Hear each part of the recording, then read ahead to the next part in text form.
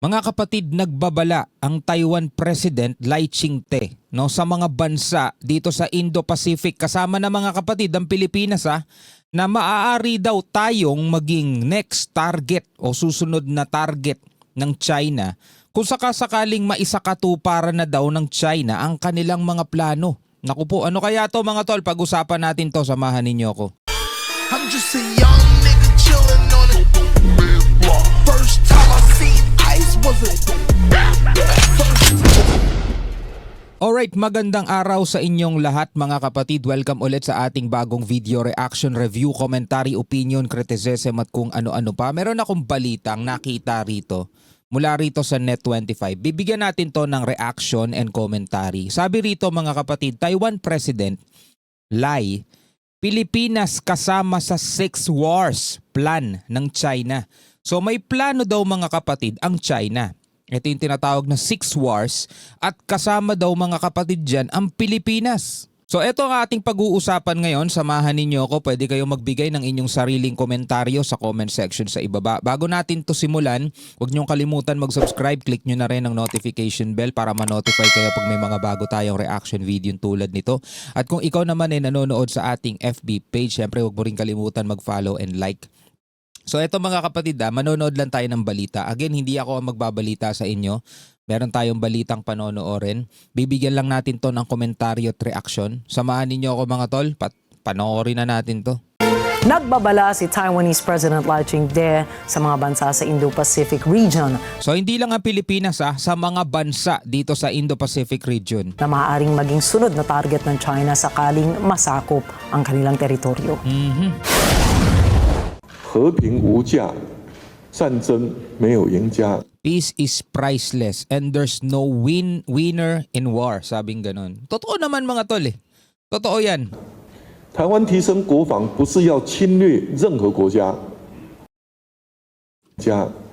台湾提升 Taiwan strengthening our defense is not about invading any country. 国防不是要侵略任何国家，我们只是要 It is simply about protecting the life we currently have. 守护我们习以为常的生活。我们对和平 We may hold ideals for about peace, but we should not harbor illusions. 可以有理想，但不该有幻想。一纸协议 Piece of paper, treaty or yung treaty, cannot secure peace. 无法换取和平，唯有实力才能够确保 Only strength can guarantee true peace. 真和平。备战才 Preparing for war is the way to avoid war. Having the ability to fight is what deters conflict. Alam nyo mga tol, ito'y nag-a-apply sa kahit na sino mang bansa, no? Hindi lang dito sa Taiwan. Maging dito sa Pilipinas, syempre ang pag-uusapan natin dito sa Pilipinas, kahit na gaano pa tayo karaming mga kaalyadong bansa, is hindi natin pwedeng panghawakan yan, di ba? Though sa ngayon mga kapatid, kailangan natin pero hindi natin dapat panghawakan. Kasi tulad nga ito, base na rin sa nakikita natin, na-experience ng iba, halimbawa na lang ng Ukraine. Bagamat sila ay sinusuportahan ng EU, sinusuportahan ng Amerika mga tol. Pero nakikita nyo naman kung anong damage ang inihahatid sa kanila ng Russia. Bagamat sabihin na lang natin kung hindi sila tinulungan ng EU o ng Amerika, matagal na silang nasakop ng Russia. But then again, kita pa rin natin yung impact ng mga pinsala na naidulot ng pakikipagdigma sa kanila ng Russia. So sa kahit na sino mang bansa mga tol, kailangan pa rin talaga nila manindigan at kailangan nilang umasa sa kanilang sariling lakas. Sabi nga gano'n ni Pete Hegseth, di ba? Peace through strength. At gano'n din itong sinasabi ni Lai. Kailangan, sabi nga gano'n, preparing for war is the way to avoid war. Yun yung paraan daw para maiwasan yung gera is paghandaan mo yung gera. So ngayon, ang ginagawa ng ating mga kasundaluhan, di ba? Nakikipag-alyansa tayo.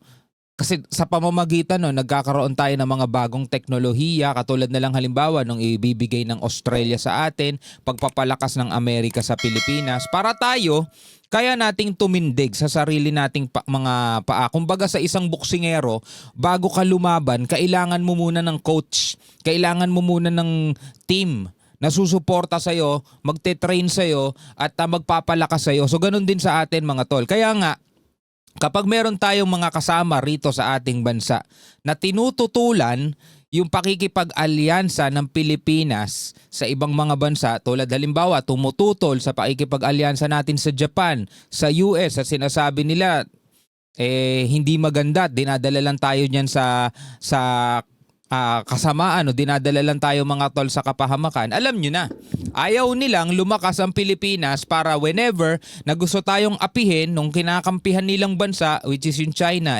madali lang tayong masasakop, di ba? Kaya nga dapat mga tol, mag-ingat kayo Mag-ingat tayong lahat mga tol kasi malapit na ang eleksyon 2028 mga tol. Baka magkamali kayo ng pipiliin yun. Ako po. 能够避战，能战才能够止战。 Sa isang panayam, sinabi ni Lai na kapag naging matagumpay ang tangkang pananakop ng China sa Taiwan, hindi titigil rito ang pagpapalawak pa ng mga ambisyon ng Beijing. Ginawa nitong ehemplo ang nakasaad sa isang research paper na inilimbag noong 2021 kung saan pinangalanan ng China ang iilang teritoryo nitong balak bawiin upang makumpleto nito ang expansionist agenda na matagal ng kagustuhan ni Xi Jinping at ng Chinese Communist Party. Well, noong mga panahon dati na ginagamit ng mga pro-China, wala naman daw sa history na nanakop ang China. Wala naman daw kahit minsan na ang China ay nasangkot sa gera. Kasi nga, noong mga panahon na yon, mga tol, mahina pa rin sila. Nagpapalakas sila. No, pero ngayon, since meron na silang kakayanan, hindi natin masasabing ganun pa rin sila magpahanggang ngayon. Ito ngayon sinasabi, batay daw dun sa nalimbag noong 2021, doon sa ambition ni Xi Jinping, yung mga teritoryo na gusto nilang makuha para dun sa kanilang expansion. Ang teritoryo nitong balak bawiin upang makumpleto nito ang expansionist agenda na matagal ng kagustuhan ni Xi Jinping Tagal ng ambisyon ni Xi Jinping yung expansionist agenda. at ng Chinese Communist Party. Pinangalanan dito ang Taiwan, South China Sea region o mas kilala bilang West Philippine Sea, Biruin mo, kasama na dyan, Southern Tibet pati na rin ang Arunachal Pradesh region sa India, Pati Senkaku. Senkaku at Ryukyu Islands na parte ng Japan, Outer Mongolia at ang ibang parte ng Russia. Ngayon mga tol, uunahin muna syempre ng China dyan, yung mga malalakas na bansa. Kasi kapag natalo niya na yung mga malalakas na bansa, madali na lang yung mga mahihina Kaya tingnan nyo ngayon bukod sa nanggigigil sila rito sa Taiwan, nanggigigil din sila dito sa Japan. Puntahan ninyo yung mga page, mga China page, China Daily, mga ganyan. Tignan nyo, halos araw-araw nilang gawan ng karikature etong Japan at talagang pinipilit nila, talagang pinipuwersa nila lahat ng mga bansa na pigilan o makakuha sila ng suporta na pigilan itong Japan sa pagpapalakas ng kanilang military. Kasi nga alam nilang mahihirapan din sila sa Japan alam naman natin mga tol, ang teknolohiya ng Japan hindi naman puchu-puchu yan, di ba? Pag sinabing Japan technology, Japan quality, talagang world class yan mga tol. Ngayon, ito isa sa mga balak nila, itong Senkaku at Ryukyu Island, 2040, 2045 mga kapatid. Kaya nga, pinipigilan nila itong Japan na magkaroon ng mas malakas o pagpapalakas pa ng military kung ano-ano sinasabi nila. Pero, syempre, uunahin muna nila yung mga malalakas kasi kapag natapos na nila yung mga malalakas na yan, saglit na lang yung mga mahihina Siguro tayo mga tol, hindi pa tayo susunod.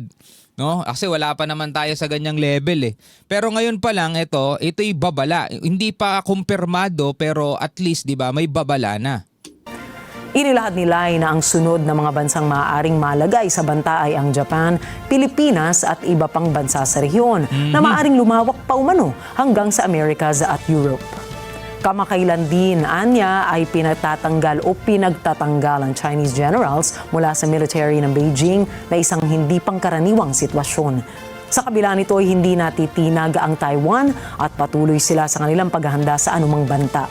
Balita ko yung mga pinagtatanggal na generals, yun yung mga hindi sang-ayon kay Xi Jinping.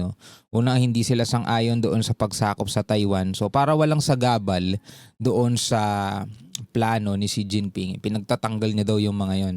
Matatandaan na una nang nagbabala si Chinese President Xi Jinping sa Amerika laban sa pagbebenta ng mga armas sa Taiwan. Subalit sinabi nila ay natitindig ang Estados Unidos para sa Taiwan at hindi ito gagamiting bargaining chip o negotiating tactic laban sa China.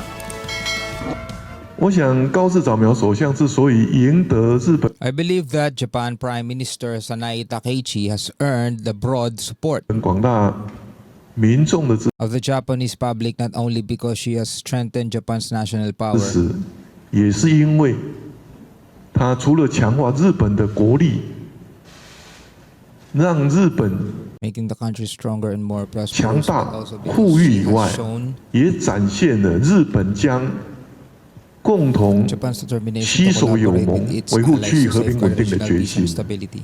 所以台湾也应该要这样做。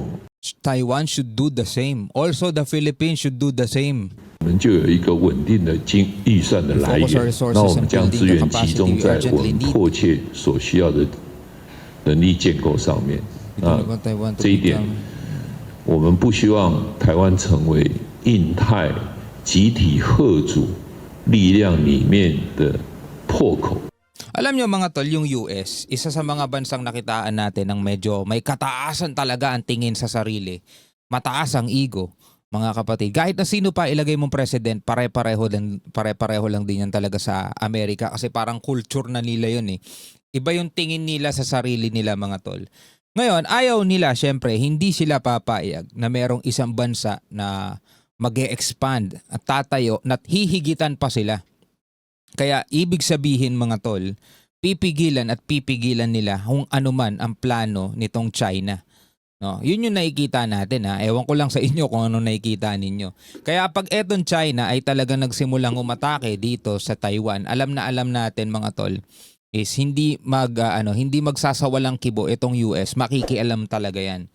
No? So yun yung ngayon iniisip at pinagpaplanuhan ng China kung paano nila maisasagawa ng smooth yung kanilang plano. Yung tipong makukuha nila kung sino man yung gusto nilang kuhanin dito sa Taiwan nang hindi nalalaman ng US. Kaso mga tol, bantay sarado rin sila ng US eh. Kabantay ang US sa kanilang bawat galaw. Anyway, bilang mga Pilipino, ano ang inyong masasabi tungkol dito? Kasama ang Pilipinas, no, sa mga susunod na target ng China sakaling masakop na daw nila ang Taiwan. Comment kayo sa ibaba mga kapatid. Hanggang sa muli, ako nga pala si Shobaldi. Peace out.